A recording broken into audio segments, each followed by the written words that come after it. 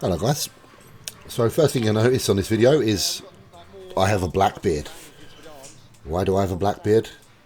Tomorrow is Comiccon and I am going back as Kratos.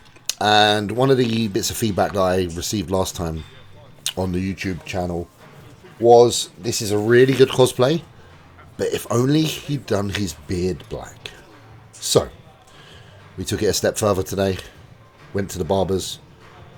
He did my beard for me. Shout out Carlisle Barbers. So good. And it was very relaxing, very therapeutic. I sat there in that chair. I nearly nodded off multiple times. And he just done his thing with my beard. So I will say this. I quite like it. And I don't know if I ever want to go back to the ginger beard. I didn't tell Yannicka I was getting it done because we was going to do it together. So she actually bought some dye. And the plan was to do it today. But I went to the barber's to get a haircut and a beard trim this morning. And while I was there, I was having this conversation with my barber. And he said, you know, I can do that. So I was like, hell, let's do it. Throw it in. Put it on the bill. So yeah, sorted out my beard. And I'm very happy with it. Should add to the role playing tomorrow. I like it. Really like it. Anyway, today I managed to meet up with my good friend of old, Damien. You might have seen him in like really old videos. Very big man. He's like 6'6". As you can see, there's some height discrepancy between us. He makes me look rather small. But me and Damien go way back. We've been training on and off together since the Pink's Gym days. He's a good soul. He's been there. Been present at some of my early victories as an amateur and always been supportive and always been willing to turn up and yeah, just show his support. So we've been training roughly the same time over the past few weeks, so some sessions we've just jumped in with each other, but we popped out for a coffee actually yesterday and I asked him what he was training today. He said it's legs, so I was like, do you fancy it? And he said yes. So here we are today at King's Gym in Croydon, training legs. Thanks to Yannicka for picking up the camera and getting some filming. And I suppose I'll just talk you through the workout. It's really basic stuff. So we started on the old Unique Lion Ham Curl. Unique is an old brand. It's been around a long time. You'll notice Unique products from videos such as Blood and Guts. The hack squat in that particular training video is made by this company. So it's a company that's kind of been around since, I would say, the mid 80s to the early 90s. Good solid bits of kit. If they ever malfunction, it's literally just a replacement of a cable. The machines themselves are built so well and they're so basic that really not a lot goes wrong with them. So Old Faithful Lion Hamstring Curl by Unique to start. I think we just hit 2 sets on here, 15 reps. Yannicka insisted I pull up my trouser leg. That wasn't my idea. That was Yannicka. She was like, pull up your trouser leg. And Damien was like, your legs look dry, let's have a look. So, yeah, that's their fault, not mine. Moderate weight. It's a nice heavy stack. 2 sets. Hard 15 reps. Try and keep that tension continual. I don't super straighten out my leg in between reps. Kind of just stop just shy of a straight leg just so the tension remains. Damien's a strong boy. He's a big guy, so typically most of my exercises I can just jump on straight after him and it'll be about the right weight. He is a very strong individual. Moved on to the Gym 80 standing curl. This is just a really comfortable curl. It feels really difficult, especially after doing a heavy lion curl. I had real problems with this one today.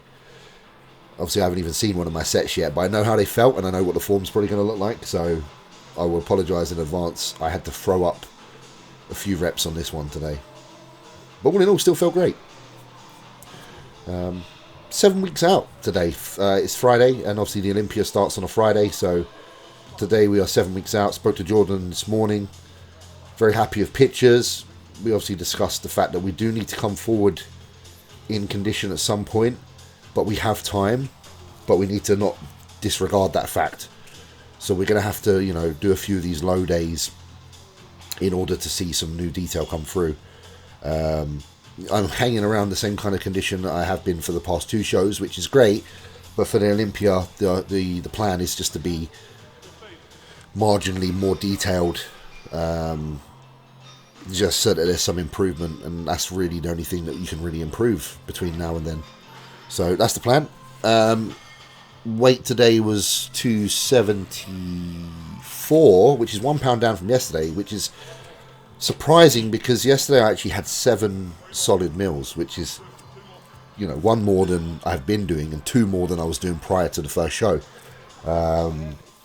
Granted, the carbohydrate intake on average is around 75 to 80 per meal, which doesn't see it a super duper amount of food, but I thought it would be enough from being 275 to put weight back on, because the day before I only had 5 meals on a rest day. I've been very instinctive over the past kind of week. On a day where my appetite isn't as good, I just go with it and I don't force feed. And then on other days where training's occurred and I'm ravenous, I put another clean meal in just to avoid me having some naff food until my weight is back down to what we consider like baseline. So it's just one day at a time kind of thing now. Today's kind of been the same so far as yesterday. I've had like 4 meals so far, all averaging around 75 to 80 grams of carbs. Obviously today was a leg day, which does see a bit more calories expenditure versus yesterday's push day probably, just because the movements require a little bit more energy. So we'll see how appetite is tonight.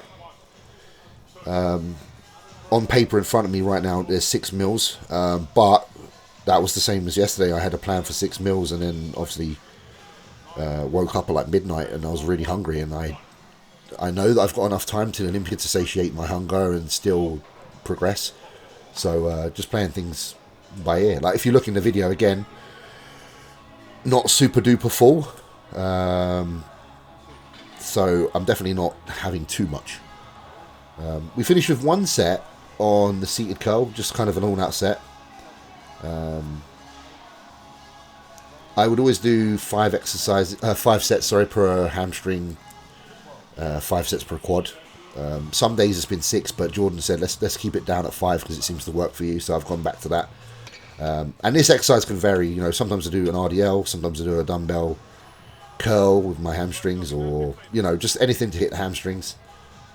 Barbell RDL, dumbbell RDL, you name it. But today we opted for the seated curl, so it's just a high amount of curling today for hamstrings. Gym's been great lately. Energy's been really good. I have to say, it's been nice being back. Obviously, I took an extended break just to kind of reset.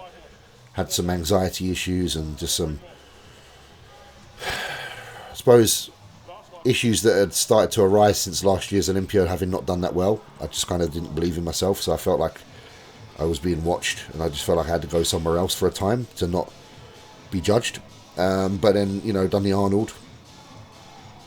Kind of really happy of how I did there, and then I kind of returned to the gym properly after that, and ever since I've been back and managed to obviously pick the win in the Tsunami Cup. So the gym's been great. Been happy to be home, really. Hamstrings are done, so we move on to quadricep work. I always do hamstrings first.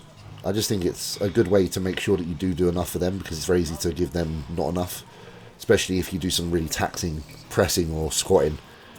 You get to the end of the session and you haven't done hamstrings yet, it's like, okay, let's just fit them in. And I did that for a long time, that order. And since having changed the order, I do think my legs look better for it. So prime extension, no real emphasis on changing the load on this in regards to the pins. First exercise in, I don't feel like you have to really do that. If this was later in the workout, then I would definitely utilize those pin placements in order to get more out of the machine. But quads are fresh. I can literally just load the middle pin, as can Damien, and just go all in for sets of anywhere between really 15 and 20.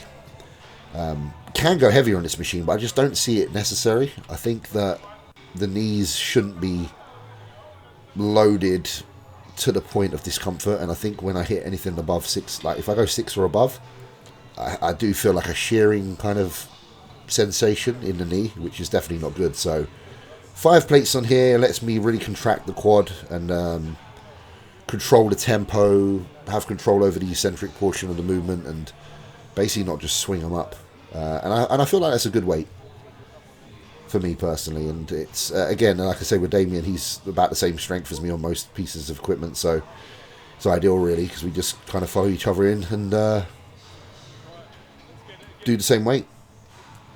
You'll notice on here that I haven't changed the setting from him, even though he's a lot taller than me. I have a particular position I like to be in on a extension, which is not generic. I kind of like to have my hips shifted forward and my back leaning back, like I'm in a decline. I feel that this takes a little bit of the emphasis off the teardrop, but puts a little bit more on the rec fem and upper quad.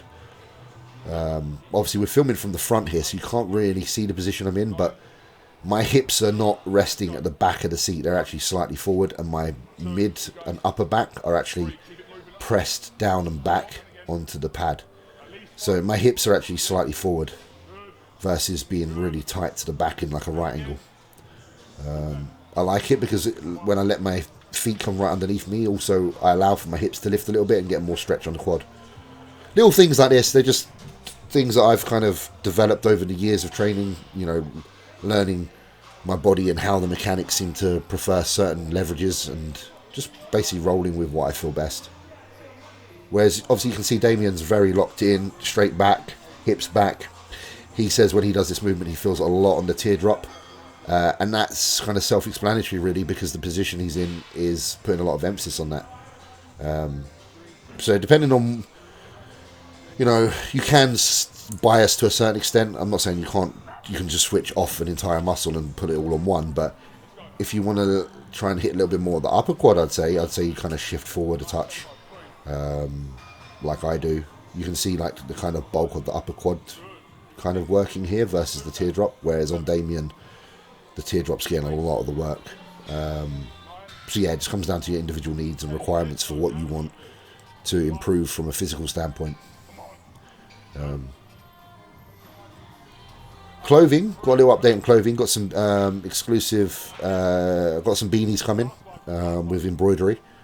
They'll be here probably in a couple of weeks tops, maybe a little bit sooner, so just keep an eye out. We've got them in 3 colours, so that's really cool. One's being a kind of olive green, one being a caramel colour, and one being black. So they'll be coming to the store. We do have an Olympia t-shirt design, 2 actually, so thank you to my designer, she is absolutely incredible. They'll be coming to the store again also in time for the hats, and I will be putting that one on a jumper as well, at least, because it's jumper worthy. It's a really good design. So that's a few new things for the site. Obviously as the year progresses I'll continue to try and source even better items and a more variety of items. You know, long sleeve tops, possibly some shorts and stuff, so just keep an eye out and just know that I'm very grateful for the support so far. I know that it's pretty basic right now, but it's a start point, and every time I see someone wearing one of the tops it means a lot, so thank you. You know, it's not really about the clothing, it's about the ethos behind the clothing. It's about the purpose of being someone that trains properly and standing behind that and just basically being part of the same cloth, you know. We moved on to the Arsenal single leg press. We decided to do this today because when we last trained legs together, we warmed up doing single leg and then moved on to double. And we both agreed that the single actually felt exceptional, so we were like, let's do some like loaded single leg press today. Actually, at this moment, I was talking to him and I said, one person that I know used to like doing these and has an incredible set of wills is Sasan. So Damien was like, yeah, Sass's legs are incredible, so let's do it. So follow your idols, you know. If someone's got a good body part and they train a certain way, sometimes it's worth incorporating something they do, and I definitely think Sasan is worthy of that. Another thing, I'll be at Ultraflex Durham in November. I believe it's the 26th. It's on my Instagram. I have shared a post, and so has the gym, and so has Anth. Thank you to Anth Bales for reaching out and wanting to organise that event. I think it's going to be incredible. I'm really looking forward to it. Excited to just get up there and hang with him, do some training, and we have a 2-hour kind of like meet and greet, you know, the way I like to just sit down and chat to people personally. So We'll have that for 2 hours in the day. I think it's like 12 till 2. And then in the evening, we're going to celebrate the anniversary of the previous gym, Max Muscle, in the hardcore area. So we're just going to be basically just hanging out, which is incredible. I'm looking forward to it because these are my friends at the end of the day. And it's just unfortunate that we're all so wrapped up in what we do and we're all so busy that we don't get to spend time together as friends. But Amp always drops me a WhatsApp. I always try to hit him back and we communicate a lot. And we've got some cool little projects coming, so nothing I can really mention right now, but there's something really cool coming very soon. So as soon as I can let you know on that, I will.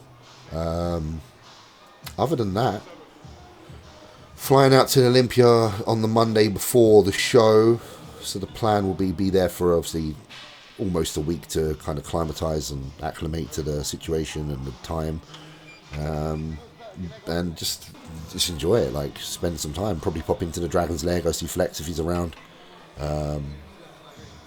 catch up with Neil, you know, all the guys, just kind of enjoy it. This year's Olympia, the purpose of it is really just to enjoy it, because I just count myself very fortunate and lucky that, you know, as a bodybuilder who came up from a small town with aspirations of just being able to make a living, or, you know, I just wanted to be able to afford to live in a small house and bodybuild.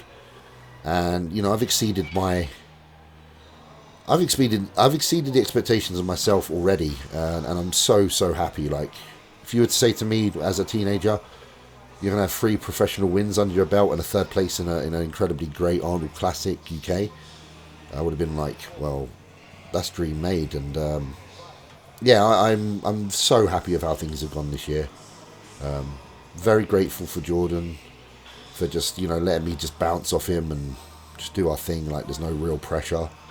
Very grateful for Yamamoto for just giving me the opportunity to be all in bodybuilding and being able to help with, you know, not only incredible supplements, but giving me the opportunity to have a living and to be able to focus on the goal, you know.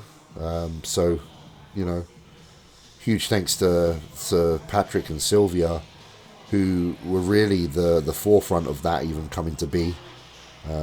I know I've mentioned it briefly before, but I do owe them massive thanks, because without those two, I wouldn't be in the position I'm in. So, thank you. The team is actually over at the Dubai Muscle Show right now, and I am super jealous I'm not there. And I think the reason I'm not there, for anyone that's asking, I think it's because I wasn't sure what show I was going to do. So obviously my manager, Sylvia, was booking athletes in for the event, depending on where they're going to be and what they're doing. And obviously the boys that are there had no obligations that they kind of previously signed up to. I said to Sylvia I wasn't sure what show I was going to do, and there was a possibility I was going to do Prague before I signed up to the Tsunami. So I just think at the time, that being a possibility, I think Sylvia was just covering my back basically and just leaving me free for if I had to do that show to qualify for the Olympia. Thankfully we did the Italy show, which was also her convincing. We did that show and managed to get that qualification, and now can just focus solely on the Olympia. But I'm super jealous of everyone out there, like Neil's out there, Shaban's out there, Regan, Nathan, you know, manager Matt, Billy's doing the commentary for the show. Like, I do wish I was there, honestly. Like, these events are a huge part of why I bodybuild and what I want to be more involved in, because I know that stage time isn't all the time, and there's other aspects to bodybuilding, and communicating with people and spending time around the community is so important. That's why when Amp asked me about this thing at the gym, I was so up for it, because as a bodybuilder and putting a lot of effort in, one of the rewards is being able to do these events and be there and be someone who's accountable in your industry, and for people to be able to want to see you means a lot. So yeah, so that's just me just saying thank you to everybody, really. Again, I know I always say it a lot, but I owe a lot of thanks to a lot of people. Thank you to Yannicka for being my management. She's literally everything that's been going on this year, like whether it's travel, business and whatnot. She's just been very helpful in sorting things out behind the scenes, so that I can purely do what you're seeing on the video here: get in the gym, train, eat the meals, and try to provide my supporters with a good result and get us to the Olympia. Team. Any of you that support me are Team Hollingshead in my eyes, and I'm like, let's get to the Olympia so that my team can come to the Olympia and see what's going on. It's like football teams. If you support Manchester United, you want to see them, in the finals. I had an obligation in my mind to get to the finals for my team supporters, and having done that feels incredible. And I'm just glad that I get to go there, and whatever happens, we can say, well, in 2022, we were at those finals. It's going to be a stacked Olympia. If you can manage pulling off a top 10 a year like this, over 30 competitors qualified, and everybody is incredible. Like, everyone's favourites there. And some of my favourites are there. So it's going to be wild, and we got a few more shows, which I have a feeling I know who's going to qualify. I think Criso, if I'm honest, is going to probably take the win in Prague. And I think Alfred is going to be able to take the win in Spain. There's other people that I think are incredible and could definitely win, but I'm just going to go with the first names on my head. And that's not to disregard anybody, because other notable people are Mark Hector, Enrico, Rob Cannon, like Sadiq, Milan. Like, there's so many.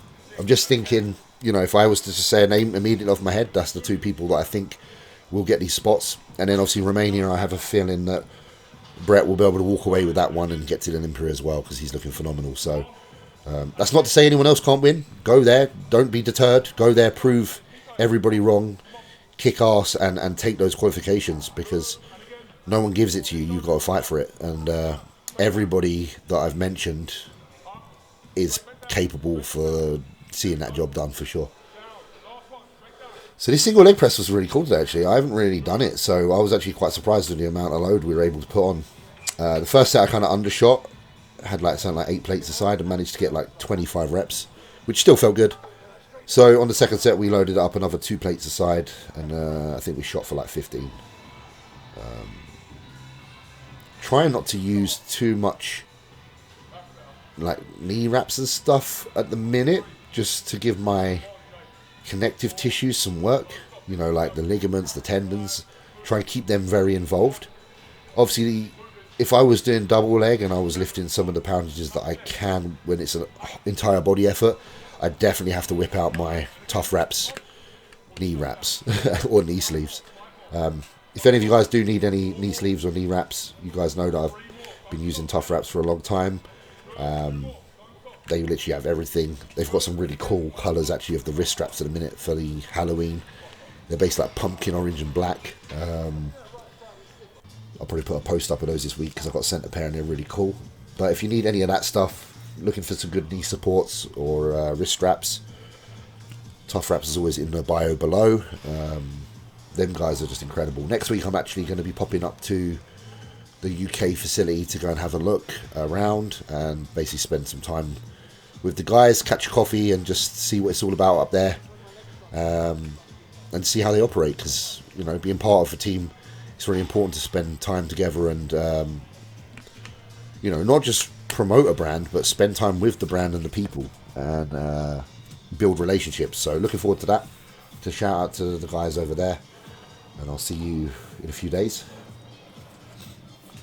Hack squat, we chose to use the Gym 80 today, which again isn't the heaviest one in the gym, but at this point, after doing that single leg press, I was saying to Damien, what we really want out of this is just a really good connection with a decent amount of load. There was no way we're going to get on this today and do what we truly can if we were fresh. So I just wanted us to basically lift a good amount and just get one good set out of it. This is the one set because obviously we've done 2 sets of quad extension and then 2 sets of leg press. And as I say, I tend to do 5 sets per muscle group. Well, at least per hams and quads. So Damien's a really tall guy, so this is quite awkward for him. But obviously being there and being able to just assist him through that little sticky point means that he can really, get the most out of such a movement. This particular hack squat is really good because it has an adjustable foot plate, so you can modify the angle to suit your flexibility in your ankles, your knees and your hips. I normally would have it a bit steeper than this so that my toes are pointing up towards my shins more, just because I have pretty good mobility, and that way I would probably feel like I'm doing more quad. But obviously as an alternative, what I can do to try and make up for that is choose a lower foot position like I have here. On here I was just trying to keep continual tension. As you see, I don't really lock out. I kind of semi-lock out and just keep the tension on. Some people don't like to hack squat all the way down. Some people say you should kind of keep the tension on.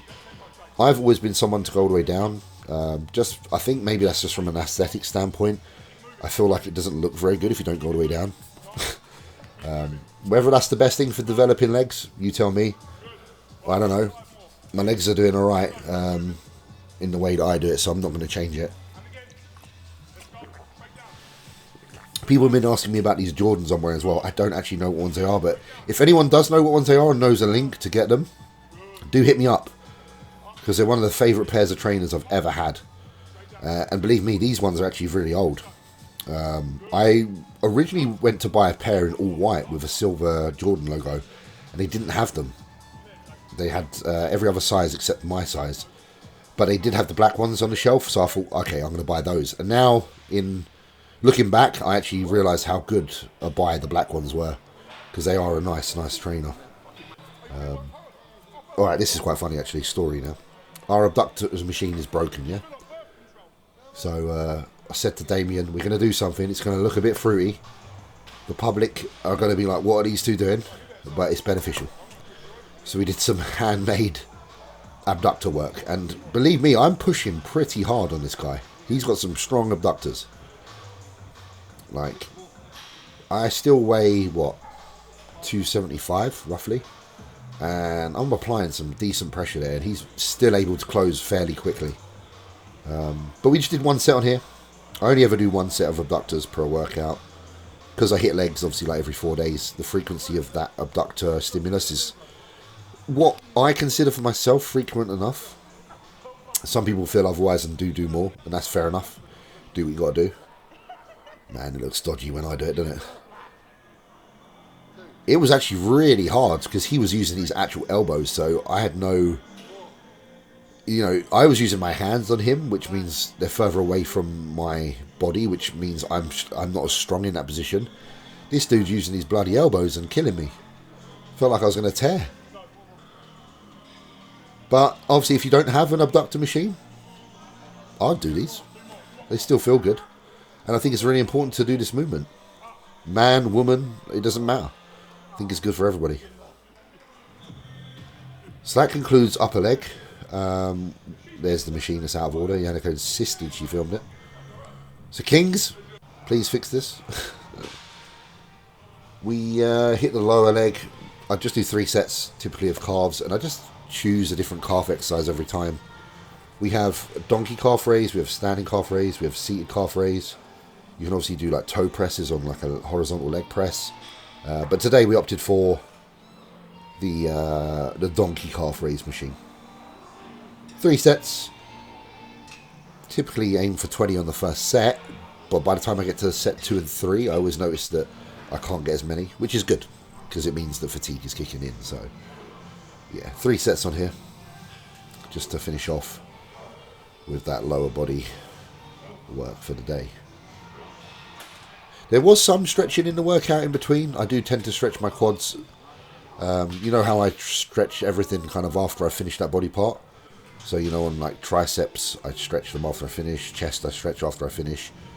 I do the same with quads typically. So in the workout earlier, I don't know if Yannicka captured it or not, but I usually just kind of kneel on the floor and sit back on my heels until it feels excruciating. And then I also jump up, put my kind of front of my foot onto a leg extension seat, and then kind of align my knees and let my foot be right behind me so that the quad's under full stretch.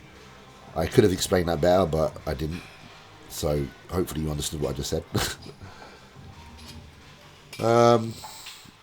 Biceps. Yeah, a lot of people are like, well, why biceps with legs? Why not? At the end of the day, like, everything I've done today has meant that my upper body is completely fresh. So hitting a muscle like biceps, which for me has always been one of my weaker body parts in terms of appearance, I feel that it's allowed me to give them their own time. Look, Yannika's filming again, guys. They've given me their own time on their own day without being hindered by other body parts on the upper body. So, you know, when you train back, you fatigue your biceps a touch. When you train like chest and shoulders, you fatigue your triceps, which they kind of activate when you're doing biceps on the eccentric portion. They're kind of like the antagonist. So the freshest I can be is on a day of their own. The day of their own in an ideal world would be a day totally on their own, but we don't have that kind of time. So second best option is on a leg day. So yeah. So Yannika's really good at filming EZ bars that are just sitting there. Wonder how long this will go on for, but in the meantime I might as well keep talking, keep spilling. So tomorrow the plan for Comic-Con is that at 6 AM our friend, Louis' friend, and my friend Mira, she's a professional makeup artist, she's going to be at mine at 6 o'clock in the morning, and she's going to do some body paint. She's going to do the white and the red, the Kratos paint. Hopefully we can look even better than last time because we've got a little bit longer. What we've done is we've decided to opt for 3 hours versus 2 hours, which 2 hours saw the job done, but 3 hours will see us be able to do a little bit more. So we'll get that done. I'm just sitting here laughing because I'm just thinking to myself, Yannika hasn't learned her lesson all this time. And I am going to leave it in. You know I'm going to leave it in, guys, because people don't learn unless they see. Side profile of the leg. I suppose maybe that's what Yannika was trying to capture. Let's see if she picks up and presses play. If she picks up and presses play, I'm going to laugh. Yeah, she's done it again. So she messed up that entire section. No bicep on that section. But she's figured it out here, so that's fine. We'll give her a break. So yeah, 3 sets on the Gymloco bicep preacher curl. That's pretty much the only preacher curl machine I use now. Just because it's comfortable, low bearing on the joints, and lets me rest my arms in a really nice position. It has a little bit of a chest support as well, so it means that I'm sitting a good distance away from my biceps, but not in a hunched position where it feels like my anterior deltoid's taking a lot of the strain. You know, sometimes you curl on the machine and your bicep tendon runs through your front delt and feels a bit strained. The position of the Gymloco seems to just really negate that. So it's the ideal curl machine for me. So I'm going to stick with that forever now. As boring as that is. Dumbbell hammer to finish. These are a style of hammer that I actually got off of Rob Cannon. Not quite the same. He did it on a decline bench where you can have your back supported. But the premise is the same. I'm sitting there. I'm trying to lean back a little bit. Trying to keep the elbow touched forward. And, you know, curl the dumbbell in a hammer formation. Formation. It feels hard. You can't go very heavy. You can obviously go heavier if you keep the elbow back, but I think to keep the brachialis engaged requires keeping that elbow a touch forward.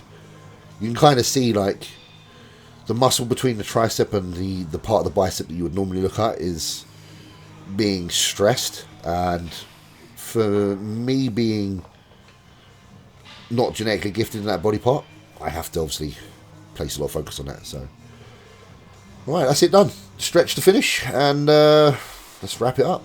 I hope you enjoyed. Please like, please share, please subscribe, and I'll catch you soon for Comic-Con. Peace and love. See you soon. Blackbeard.